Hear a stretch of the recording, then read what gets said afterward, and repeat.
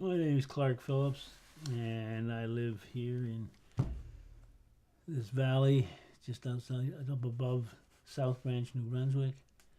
And we farmed here, and well, we bought the farm in '72. We moved here in '75, and we worked the farm, which is about 70 acres of agricultural land.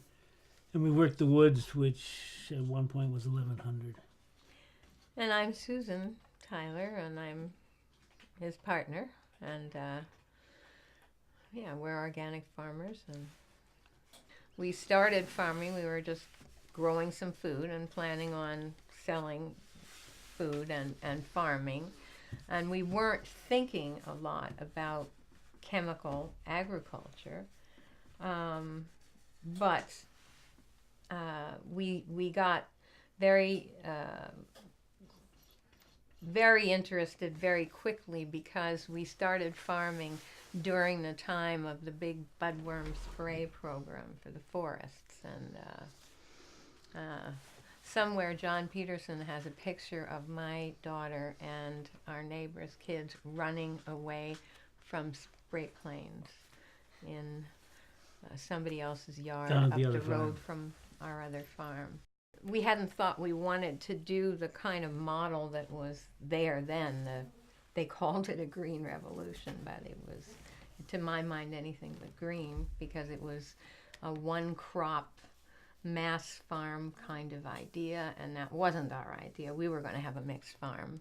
Clark had lots of experience working on a small mixed farm as a kid, and so we didn't have to be persuaded to come from the other side. We were really sort of beginning and seeing what there was, and so we learned. I had some experience as a young adult on a friend's farm, and my father had a small garden when I was a kid. But Clark, On my father's side, gardens go back, several generations, and I'm not talking about, little postage stamp gardens. My grandfather had probably an acre of garden. Now they had 6 kids, and they had an uncle that lived with them, and sometimes my grandfather's sister lived there too. So it was a big household. But he had quite a garden, and then my father also always had a fairly large garden. Even when we were living in a city, he found a way to get access to a vacant lot and garden it. And then when I was 11, we moved to a small community, which in those days still had several farms on the periphery of it. And I started working for one of them when I was 11, and it was a beautiful operation because it was in a situation where there was a river that came down like this, and as it came down, the one side of the river was all a very steep, almost cliff-like thing, and then on the other side there were pastures, and there were 2 dairy farms and a beef farm that it ran through, and so when it flooded in the spring, it went over these 3 pastures, and then it would come to the edge of where this cliff-like thing on the side went away, and it would swirl in over the lowland next to it, which is where this guy had his primary gardens, his primary fields. He had about 8 acres, I think. And it would leave a tiny little deposit, maybe, an eighth of an inch thick, every spring. And that deposit was probably 90% cow shit. And so it was just perfect. It was before the era of multi-chem. It was before farms were large sources of chemical pollution. It was. Oh, you're talking about the late 40s and early 50s. Yeah.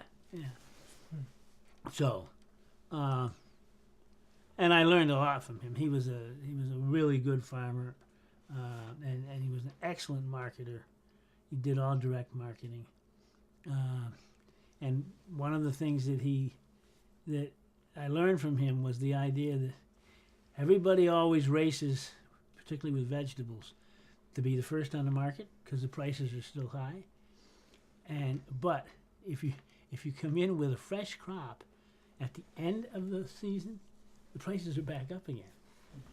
And so, you don't have to just focus on the spring rush. Plan for the fall too.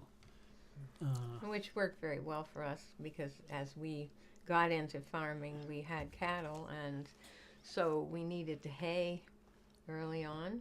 So we didn't plan for an early market. We didn't plant strawberries, Yeah, we never did. and it worked that we could try to work the haying in before we got heavy into the market.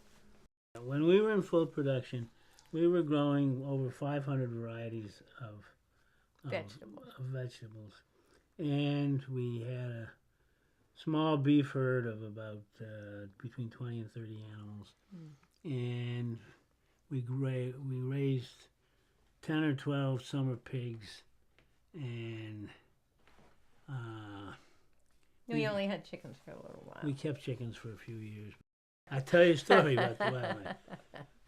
After we'd been here for a couple of years and we had lost, we weren't happy with the growing season we were getting for tomatoes because of the frost at either end. So we looked around and there was this piece of woods up here on top of the hill, which in fact was an old field, as almost all our woods around the house are, once were fields. And so we went in and we cut about an acre and a half of it. And we took the walking rototiller, the Troy-Bilt, up there, and we made paths in between the stumps, and we fertilized it with cow manure, and we put tomatoes in there, and it worked. I mean, because they didn't get frosted in the spring because they're up so high, they get the very first sunrise sun. So that's before that whole warming convection thing starts. And we just didn't get frost there. But I went up there in August, but maybe first or second week of August, saw that the tomatoes were ready to be gone through for the first time, and they were looking lovely. I took the the half ton 4x and put a bunch of baskets in the back and went up there. And there were a few days between the time you saw that and the time you said, we'll go get them. Right. And when I got up there, no tomatoes. No tomatoes, no tomato plants, just deer tracks. It was so thick in deer tracks, it looked like somebody had planted, pictures of deer hoofs. And no tomatoes, mostly no leaves. They ate the leaves too. There were a few smashed tomatoes that they didn't pick up after they dropped them. Nothing left. Right. So that was an interesting experiment. I mean, that became a long-standing problem. We've got 70 acres of agricultural land in the middle of 1,100 acres of woodland. It's Mecca for the deer. And the problem a lot of that time is we were busy farming when people were legally hunting. So we didn't go hunt. But fortunately, through the years, there have been other people who have wanted to hunt here. And usually they give us some venison. So we feel we deserve it. And then there's the deal they have with the moose. Right? We tease and say that they hire the moose to take out the fence. Because you can't fence a moose out. Of course, they get their horns caught, and then they just pull the fence right out. We had it across the road one time, from that field all the way across into this other field before the moose shook off the wires. So it was coming across the road, and we knew it happened because a car was trying to come up the road. It said, I can't get past your fence. You got a fence across the road. I know that one year that we've still reeled about, we got a frost really late into the season. We always had June 10th as a marker to say we're not putting anything out from undercover or planting anything really sensitive till after June 10th. But that year we planted some beans early, and actually by the time of the frost we had 3 crops of beans. They were, you know, to make the season last longer. One of them was up and in full leaf. One of them was, I think it was 2 leaf, and one of them was just emerging. Well, one was actually in bud. The most okay. advanced one was in bud. Right. Not blossom, but bud. And this was June 23rd. Yeah. And it was a killing frost. Yeah. It knocked everything out. And then it all came. What a year. That's the year we sold beans in Halifax. Because what happened is it did not kill the plants. It took them right down to the ground. And then they all came back, and they all came at once. So, you know, we here had we no are. Beans, We're going no through beans, the summer. No beans. Okay, and we had a developed name for ourselves as producers of good variety of nice beans. And we had no beans, no beans, no beans, no beans. And then all of a sudden, beans!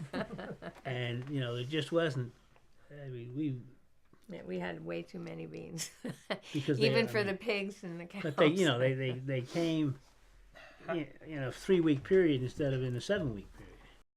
We were cutting wood up there, and we stayed out too long, and we. But that's a one-day thing. Well, but there were other days like that. We just didn't start out and try to stay all day. Yeah. But it was minus 35. We made bad judgment that day. One day we made a bad judgment. We took a lunch, and we said we're going to get. It was gorgeous out, you know, but it was so cold that you couldn't stop working. So that gets you tireder, right? Because you go to sit down and have a cup of coffee, and it wasn't, you know, the coffee was warm for about a half a minute. And we came back to the house. And we fixed ourselves. We got the fire going because the fire had gone down. We got the fires going, and we had a hot toddy, and we slept until the fires were out the next day. About 10 o'clock. It's difficult to separate personal observation with from personal concern. I worry about the red spruce.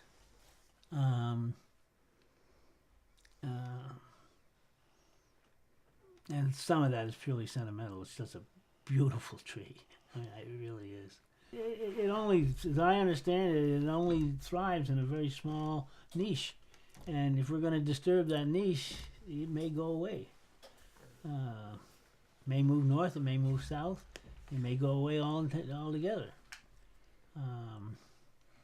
And I mean, it's also an excellent tree from the point of view of forest manipulation. I mean, because, you know, it'll start in the woods, and it can stay in the woods for 15 years, and maybe it'll be this tall, and then if you cut down this tree and this tree over here, and the sun gets in at it, whew, in a few years, it's 30 feet tall. It's amazing. I thought you were going to do all this talking about. No, we didn't talk about the woods. We got off into agriculture, and never got back to the woods. Speaking of woods, we better put some wood in the fire.